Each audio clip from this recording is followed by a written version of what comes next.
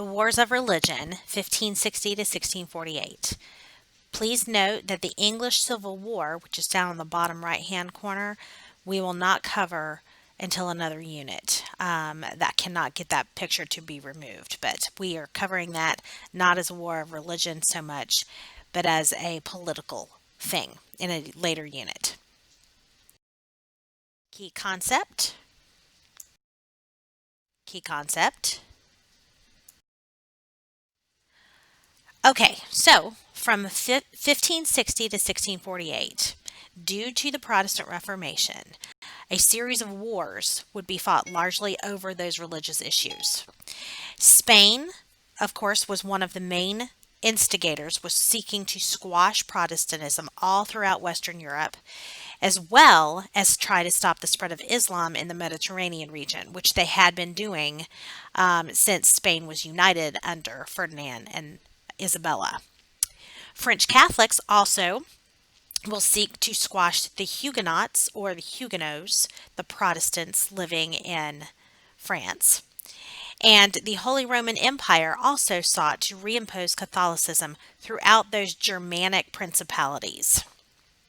The Calvinist Netherlands sought to break away from Spanish rule because they did not want to be under Catholic rule since they were Protestant. And a big civil war occurred in England between Puritans and Anglicans. That is the one that we are going to hold off on covering until we get to a later unit. So, to be continued on that one. So, these are the wars that you will need to know for this section of the unit.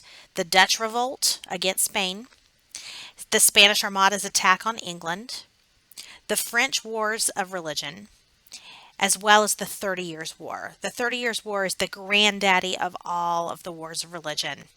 It's the one at the end. It ends the wars of religion, and reasons to go to war will shift after its ending. Key concept. Key concept. Okay, so let's first of all talk about Spain's Catholic Crusade. Philip II, who reigned from 1556 to 1598, he was a Habsburg ruler like his father, Charles V, or Charles V, as we sometimes call him, who was the Holy Roman Emperor. He fanatically sought to reimpose Catholicism throughout Europe. He saw it as his mission and why he was king in Spain, that God gave him that power so he could reimpose the, quote, true Christian church throughout Europe. Under Philip, Spain became the dominant country in Europe. It would be considered the golden age of Spain as well. The Escorial was the new royal palace and monastery that was built in Madrid in the shape of a grill to commemorate the martyrdom of St. Lawrence. It symbolized the power of Philip and his commitment to his Catholic crusade. It will be done in the Baroque style of art and architecture, which you learn more about in your audio lecture PowerPoint on the art associated with the Catholic Reformation. Here is a picture of the Escorial built by Philip II. St. Lawrence was killed, martyred by being basically cooked on a grill back in the Roman Empire. And that is why the grill was the, I guess you would say, model for this building. Spain waged a war against the Turks in the Mediterranean, that is the Ottoman Empire, to secure the region for Christian merchants. This will culminate in the Battle of Lepanto in 1571. Spain actually was able to defeat the Turkish navy off the coast of Greece, securing that trade in that region. Spain's religious fervor in its battle with the Turks was reminiscent of the earlier Christian crusades. They slaughtered a great deal of those Turks they came into contact with. They did not take a whole lot of prisoners, in other words. Spain's victory at the Battle of Lepanto ended the Ottoman threat in the Mediterranean region, however. Here is a painting done in the Baroque style where Philip II is offering his son, which is the allegory of the Battle of Lepanto, 1571, basically offering his son in thanks for the victory, his son being offered to God. The Dutch Revolt is another action with Philip II. This happened between 1568 and 1648, so it was not going on consistently that entire time, but it would pop up now and again. But one of the main leaders was William of Orange the Elder. He led 17 provinces in the Netherlands and in Flanders against the Spanish Inquisition of Philip II. He was also known as William the Silent. Again, this is William of Orange or William the Silent, the Elder. We will come into contact with another William of Orange in the late 1600s at the end of the English Civil Wars. So I just want to try to make it clear that this is a different one. This is the Elder. Philip sought to crush the rise of Calvinism in the Netherlands, and the Netherlands had already declared themselves Calvinist.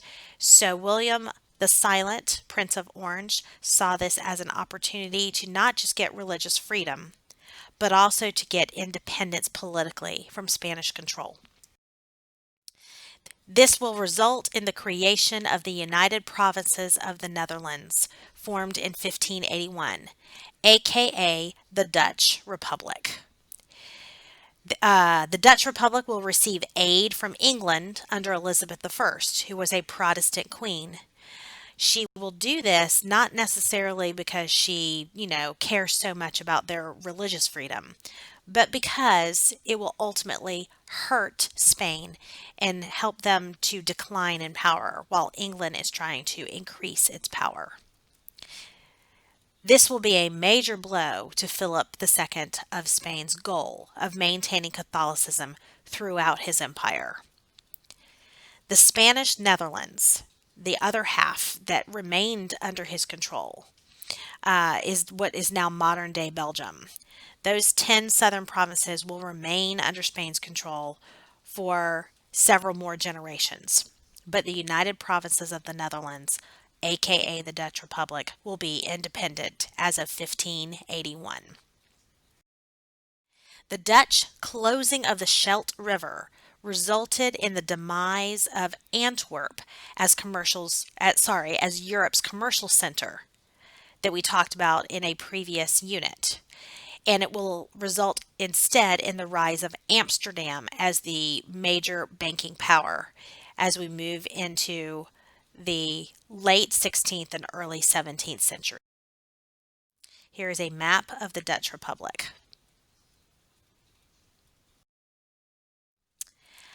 Catholic Spain versus Protestant England is another part we need to discuss with this.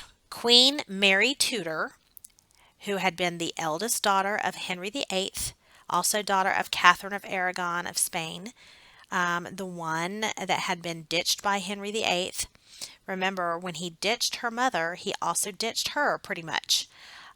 When she became queen after the death of her brother, Edward, her half-brother, Edward, she sought to reimpose Catholicism in England. She had also tried to secure an alliance with Spain again by marrying Philip II before he became King of Spain. Now, Philip II was her cousin. This was commonly done back in those days, royal families intermarrying with family members, cousins, and the like.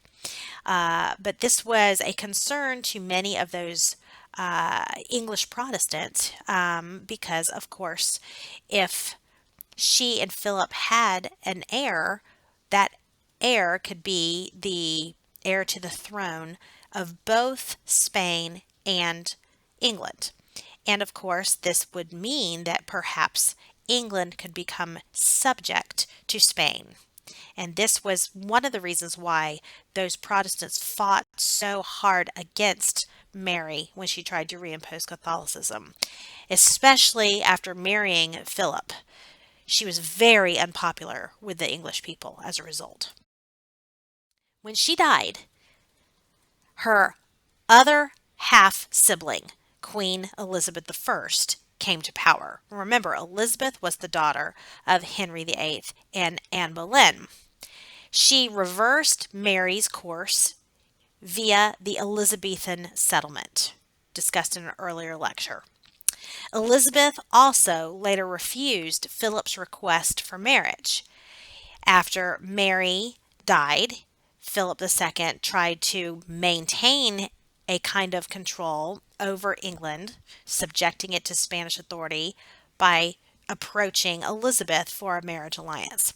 She refused. She did not want to be subject to Spanish authority. She also did not want England to be forced to become Catholic. Elizabeth subsequently helped the Protestant Netherlands in the revolt for independence from Spain as a way to hurt Spain and to maintain British independence and power. She's a pretty savvy politician.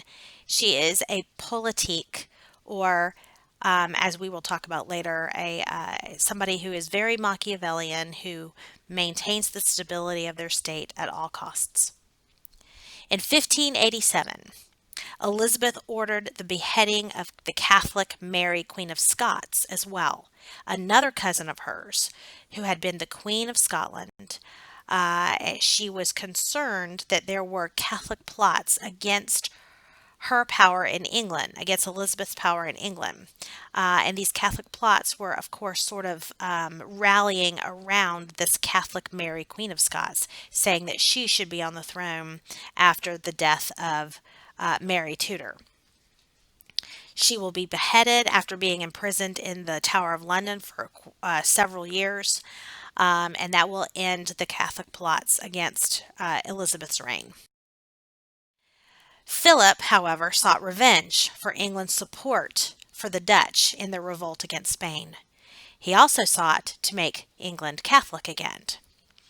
Thus, he planned a monumental invasion of England in 1588.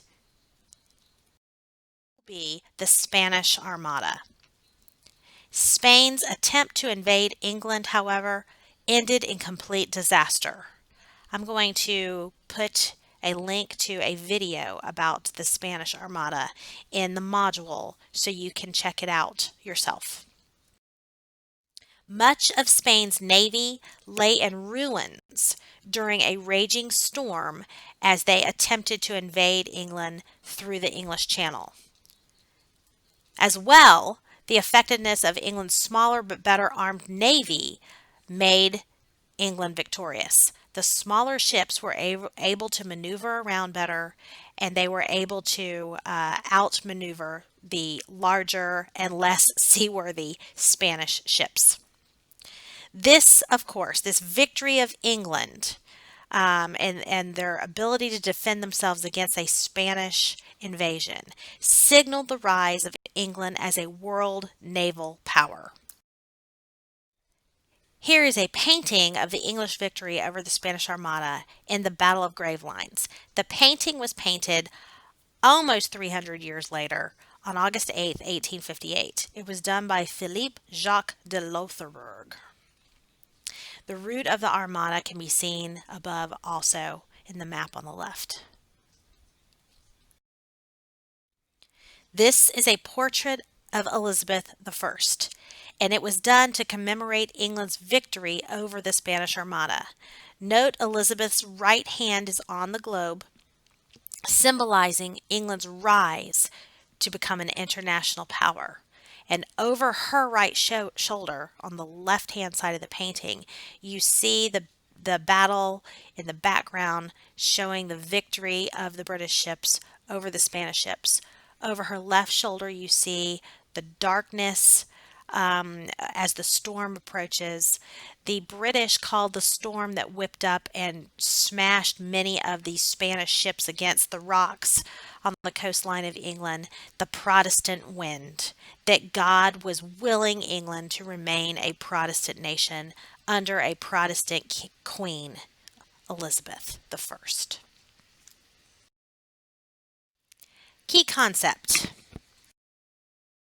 Okay, now we're moving on to the French Wars of Religion. There were a series of 9 different wars of religion between 1562 and 1589 involving France. After the death of Henry II in 1559, the Henry II in France, that is, a power struggle between 3 noble families in France for the crown ensued. Remember, Henry II was a Valois king. He was a descendant of Francis I, the Concordat of Bologna king, as well as the earlier Henry that was the Spider King. He was the one who had married Catherine de' Medici, who had been from Florence, to help to secure his crown with the money from the Medici Bank to fund his wars. When he died in 1559, there were a series of power struggles between the Valois branch of the royal family, his branch, along with 2 others who were all vying for control over the throne. They were all related, all cousins, if you will, but many of them were challenging his heirs to become king. The throne remained in the fragile control of the Catholic Valois dynasty. However, this was done mostly by the actions of Catherine de' Medici herself, the queen, who will act as regent for several of her sons during these French Wars of Religion. The 3 French kings from 1559 to 1589 were dominated by their mother, Catherine de' Medici, who, as regent, fought hard to maintain Catholic control in France. Between 40 to 50% of the nobles in France became Calvinists or Huguenots, and many of them were members of the Bourbon branch of the royal family. Now, the Bourbons were not in control of the royal family, but they believed that they had claim to it, especially if they, A, did not like being forced to be Catholic, or B, didn't like the fact that this Italian queen mother was kind of running the show for her very weak sons who were not able to actually, maintain control themselves of the throne in France. Many nobles ostensibly converted for religious reasons, but sought independence from the crown as well. They resented being subjected to more power around the crown.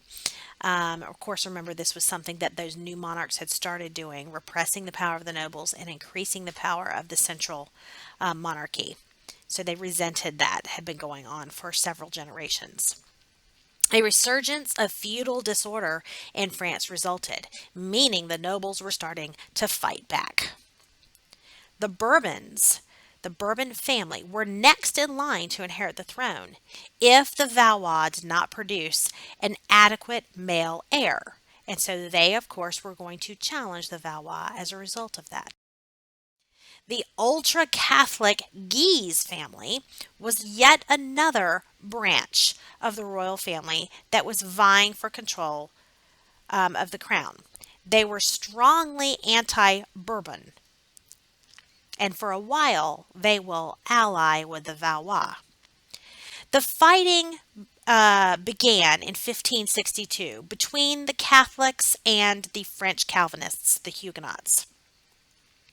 Atrocities against rival congregations occurred, lots of blood, lots of killings, sneak attacks, etc. going on, lots of disorder throughout France.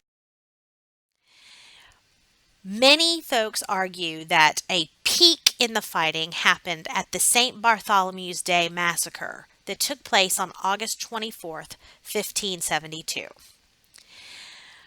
Catherine de' Medici had tried to see if she could, quote, bring peace, quote, to France by forming a marriage alliance between the Valois line through her daughter, Margaret, to the Bourbon family through the Huguenot Henry of Navarre.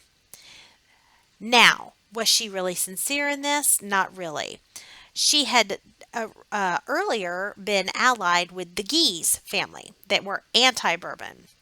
At this point, however, she had found it prudent to try to find a compromise with the Bourbons. At least that's what she was saying. While, of course, this will tick off the Guise family, who had seen this as a slap in the face to their support of the Valois dynasty previously. I know it sounds confusing. It is a big mess, but suffice it to say, rioting occurred when the leader of the Catholic aristocracy that was invited to the wedding of this Margaret of Valois and the Huguenot Henry of Navarre, who was a Bourbon, by the way. Henry of Navarre was of the Bourbon family. When the wedding parties ensued, rioting occurred. And this was stirred up by Henry of Guise, who was the leader of the Catholic aristocracy. And he had a leader of the Huguenot party, who were members of the Bourbon family, Henry of Navarre's family, murdered the night before the wedding. Rioting ensued the day of the wedding as a result of that. Catherine de' Medici, when the rioting took place, ordered a massacre of Calvinists throughout Paris in response. She also ordered that in the countryside, the Catholics follow suit and seeking out anybody that were seen as Calvinists. She blamed the rioting on the Calvinists. And of course, this meant that she was not truly sincere in forming an alliance with the Huguenots through this marriage. However, the marriage did happen. Margaret of Valois did marry Henry of Navarre of the Bourbon family. Talk about the mother-in-law, extraordinaire. Henry of Navarre, his mother-in-law now has murdered high-ranking members in his own family with this massacre. But he will maintain his composure so he can eventually inherit the throne, as we will see. About 20,000 Huguenots were killed by early October from these riots. It's a lot of people. The massacre initiated the War of the Three Henrys as a result. This would be a series of civil wars in France between the Valois, the Guise, and the Bourbons. The Valois and the Guise are no longer really allied. The Valois and the Bourbons are kind of allied with that marriage alliance, but there are many members of the Bourbon family who are angry because of the rioting that happened and how many of them were targeted and killed after the massacre on St. Bartholomew's Day. So this War of the Three Henrys, there is a Henry Valois, one of the sons of Catherine de' Medici, who is on the throne, very weak king. Henry of Guise, of course, and Henry of Navarre, who is the Bourbon. So the War of the Three Henrys. Eventually, the War of the Three Henrys will come to an end. Henry Valois dies without an heir, and so the throne will pass to the next in line for the throne, especially not just through blood, but also through marriage to the Valois line. Henry of Navarre of the Bourbon family will become Henry IV of England. He is the first Bourbon king, establishing the Bourbon dynasty in France. The Bourbon dynasty will be the one that is in power until the French Revolution occurs. They will be reinstated after the French Revolution, as we will see. So this is a very important dynasty, the Bourbon dynasty in France. He is considered one of the most important kings in French history because of how he will end the wars of religion in France. His rise to power will end those French civil wars and place France instead on a gradual course towards absolutism. One of the things that he will do when he becomes king is he recognizes that France is a predominantly Catholic nation. And even though he himself was a Huguenot, a Calvinist, he will convert back to Catholicism in order to maintain peace throughout his realm. He was a politique, like Elizabeth I. He was very Machiavellian, and he recognized that the stability of the state was the most important thing. So he sought a practical political solution for things, rather than ideological ones like Philip II of Spain had tried and failed at. He was somewhat Machiavellian in nature, as I said, as a result of that. So what he did was he converted to Catholicism to gain the loyalty of Paris, the capital city, and he allegedly stated Paris is worth a mass, meaning it's worth me becoming Catholic in order to maintain control over Paris and therefore maintaining control over all of France. If you have control over the capital, you have control over the country. But he privately remained a Calvinist, a Huguenot, for the rest of his life. Now, what he does next is important because he does not want the wars of religion to continue. And you would think with him converting to Catholicism, the Catholics now in France see this as an opportunity to attack the Protestants, continue to attack the Protestants. Instead, was he signed the Edict of Nantes, 1598. Henry IV granted a degree of religious toleration to Huguenots and ushered in an era of religious pluralism, which meant that it was no longer illegal for you to be a French Huguenot, a French Calvinist in France. You could not be persecuted for being Protestant. This is a big deal. This made it legal to be Protestant in France. Although France would remain an officially Catholic nation, this actually granted religious toleration for the Huguenots, those French Calvinists, and it meant that now the wars of religion in France were over. It permitted the Huguenots the right to worship privately, however. They were not allowed to worship publicly. Public worship was only for Catholics.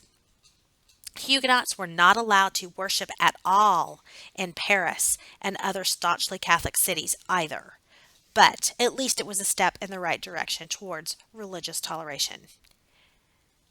So he will officially become Catholic, but he legalizes Protestantism in France, at least to a degree, to maintain order as well as to gain more control for himself. Remember, he's a new monarch, a politique.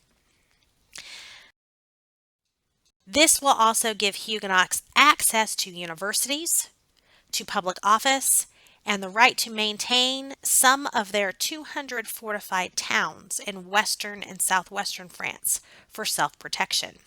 That was also a compromise that he made in order to maintain control and to bring peace back to France, ending the civil wars.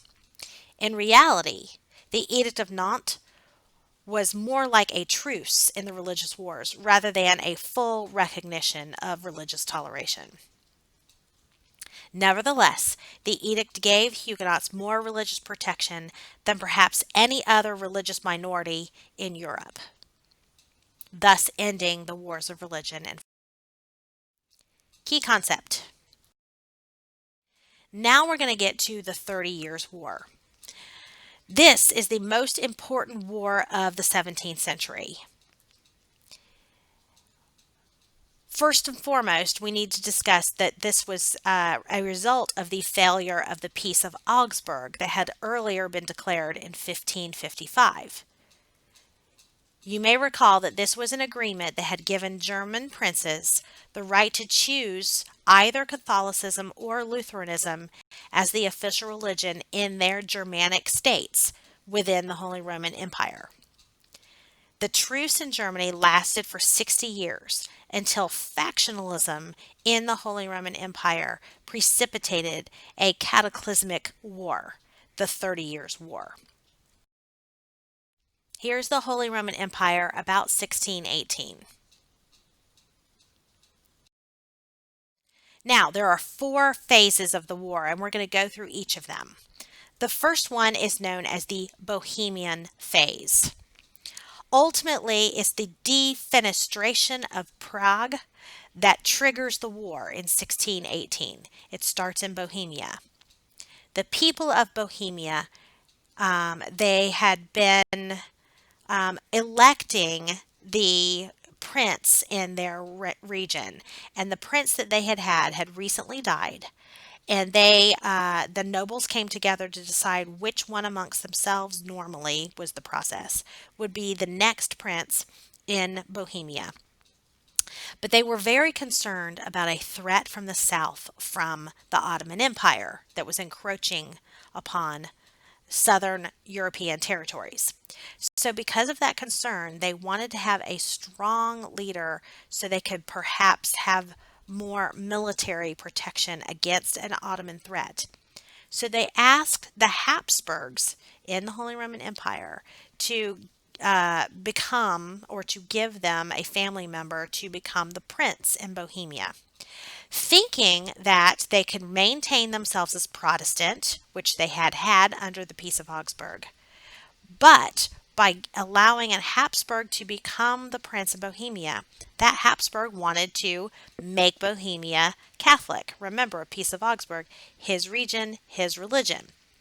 So this, of course, made those in Bohemia basically renege on the offer they gave to the Habsburg family to come and rule them in Bohemia.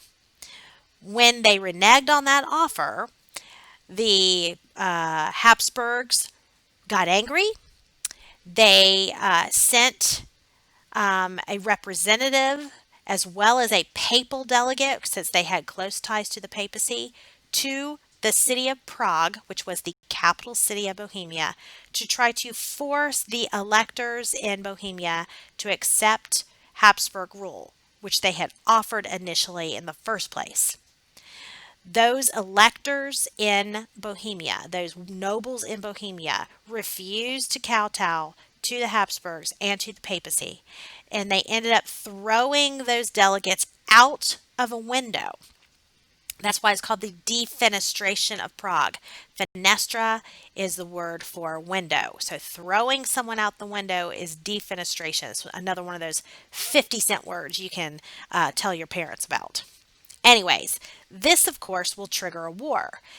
The delegates did not die being thrown out of I think it was like a 3rd-story window or something.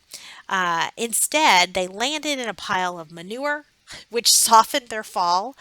The delegates, of course, will say that it was God that saved them, but in reality, they landed on a pile of manure, which cushioned their fall. But of course, this will launch a full-out war between Bohemia and the Holy Roman Empire, the Habsburgs of the Holy Roman Empire. Like I said, the Holy Roman Emperor will start by placing severe restrictions on Protestantism throughout his empire. And as I said, 2 Holy Roman Empire officials were thrown out of a window. They fell about 70 feet. Again, did not die because they were allegedly saved by a large pile of manure with the defenestration of Prague. But the emperor then sought to annihilate the Calvinist nobility in Bohemia. Not only were those nobles Protestant, but they weren't Lutheran. They were Calvinist, which were even more radical Protestants. And so he would have none of this. The Holy Roman Emperor will fight. Here's the castle where the 2 Catholic officials were thrown out of a 3rd-story window. That's what it was, a 3rd-story window. Protestant forces were eventually defeated, however, in this phase, and Protestantism was eliminated in Bohemia. This was, however, not the end of the 30 Years' War, which will go on for 30 years. This was just the end of the Bohemian This will lead to the Danish Phase, starting in 1625, which will represent the height of Catholic power during the war. Now, Albrecht von Wallenstein was a mercenary general who was paid by the Holy Roman Emperor to fight for the Habsburg forces in this war. He invaded northern Germany and won a number of important battles against Protestant armies. The Holy Roman Emperor was seizing the opportunity after forcing the Bohemians to kowtow to him. He decided to continue to try to force other Protestant areas throughout Germany to come under the Habsburg flag, to come under the Habsburg Empire.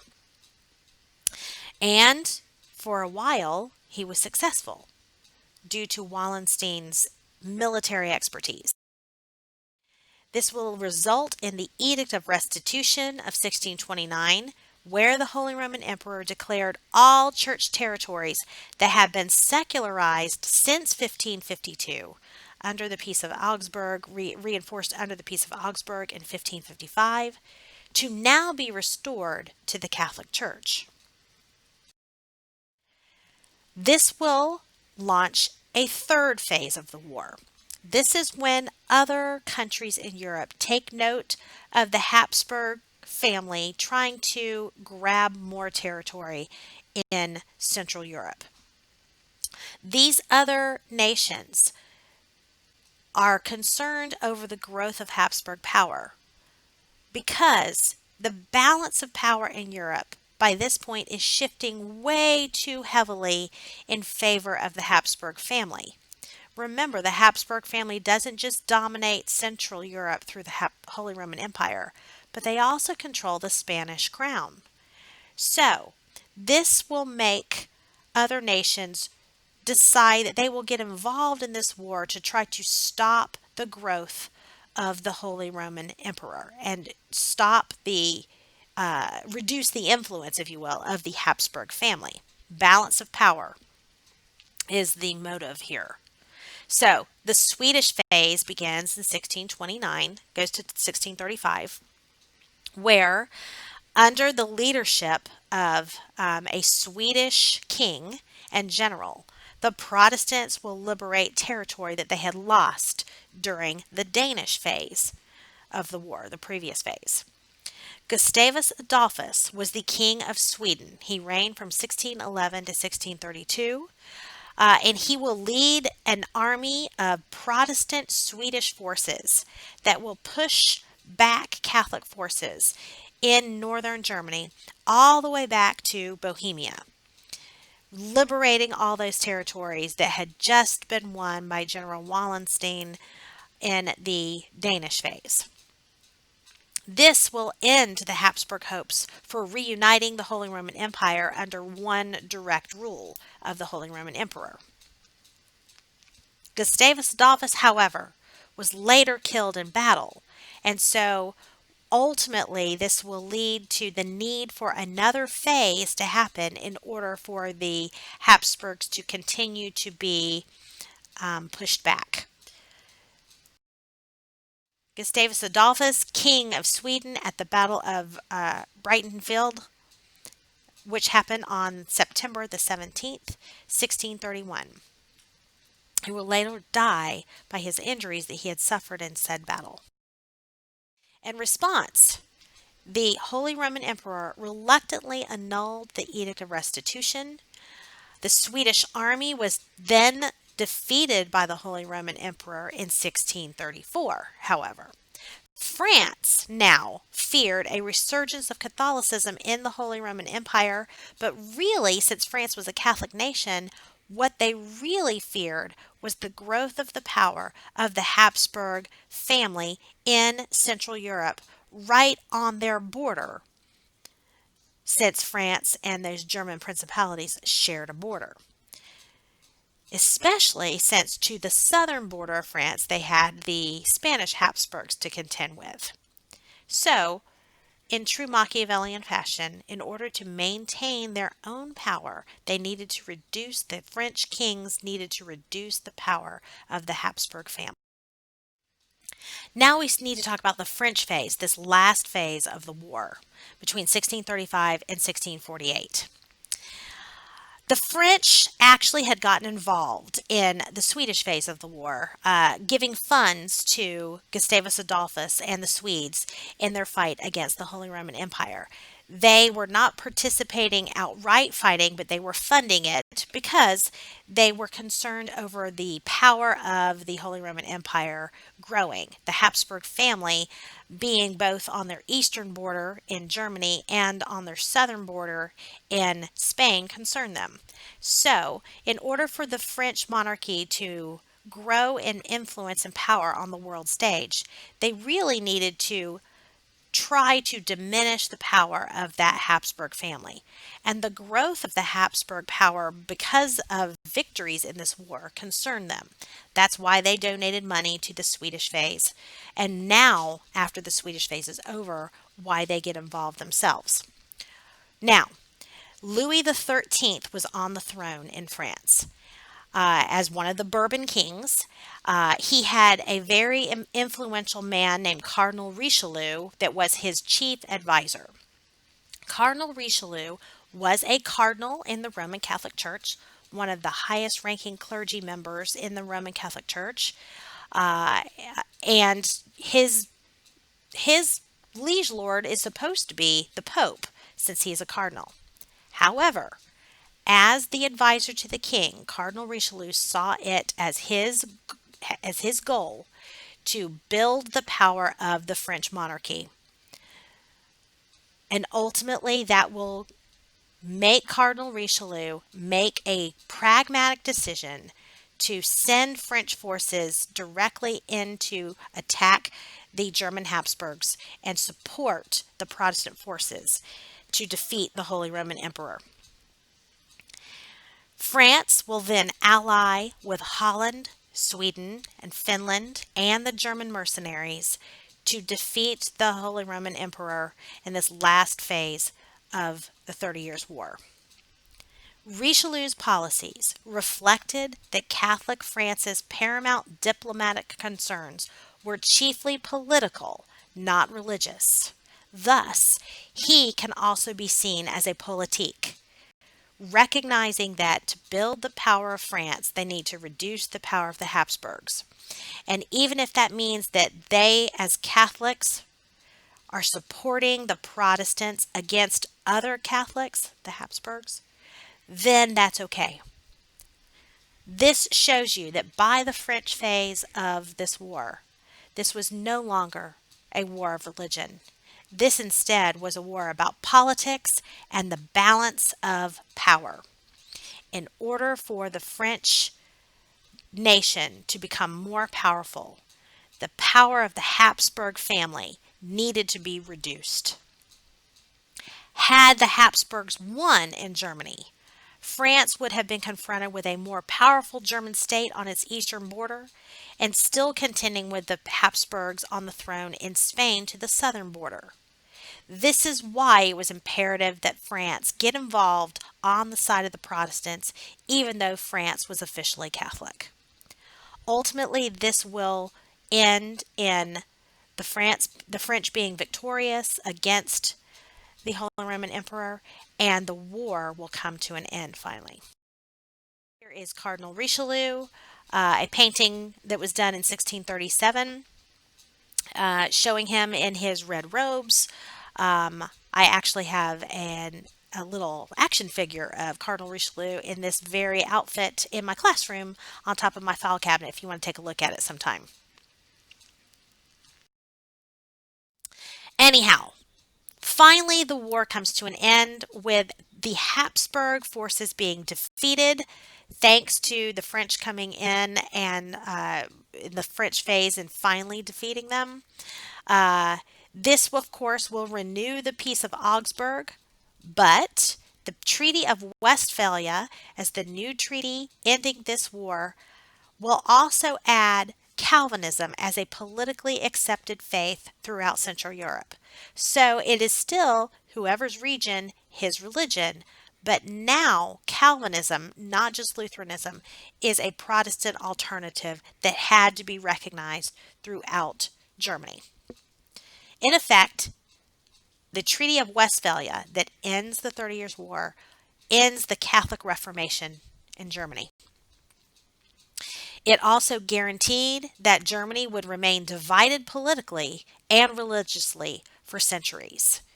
As a matter of fact, this religious division and political division will bar any unification in Germany until the 1870s. The dissolution of the Holy Roman Empire was now confirmed as a result of this treaty as well. The Netherlands and Switzerland gained their independence officially from Spanish rule at this point. Now, of course, the Netherlands had already revolted, the Dutch revolt earlier, but they were officially recognized internationally at the Treaty of Westphalia as being independent, an independent nation, and so was Switzerland. 300 plus German states were also recognized as official nations themselves. Those 300 plus German states became sovereign nations as a result of this. This is why we say there will not be one united Germany until the 1870s. Instead, they'll have 300 plus German states, a German confederation maybe, but not unified altogether politically until the 1870s. The Pope was denied the right also to intervene in the affairs of the Holy Roman Emperor any longer. So these are the terms of the Treaty of Westphalia. Also, France, Sweden, and Brandenburg, which will eventually be known as Prussia with a P, they all will receive various territories and gain international stature as well. The two Habsburg branches were weakened. The Spanish Habsburgs saw their empire decline dramatically after this war was over. The Austrian Habsburgs, also known as German Habsburgs or the Holy Roman Emperor, lost much influence in Germany since the Holy Roman Empire was officially seen as dissolved at this point. Although the title Holy Roman Emperor will still remain the title of the Austrian Emperor. Results of the 30 Years' War, this is a biggie.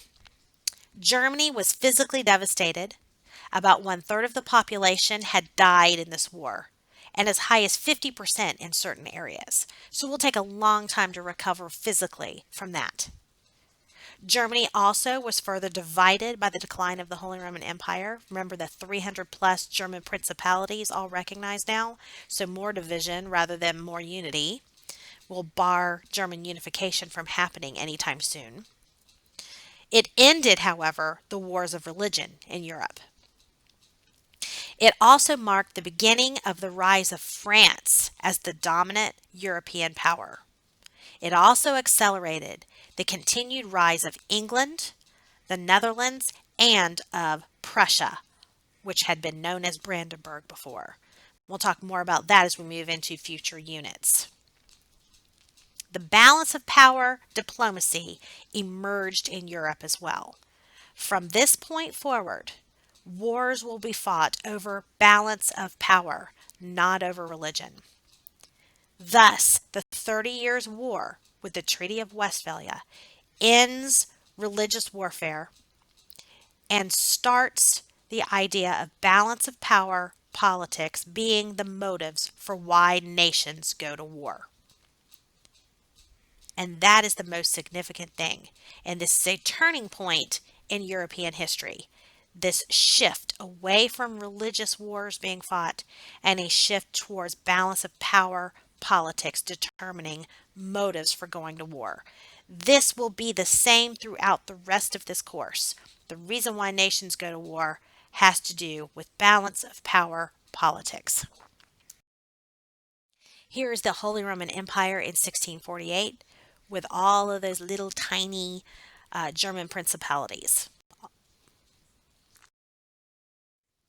Here is Europe in 1648, what had been the Holy Roman Empire, as well as in relation to the rest of the territories.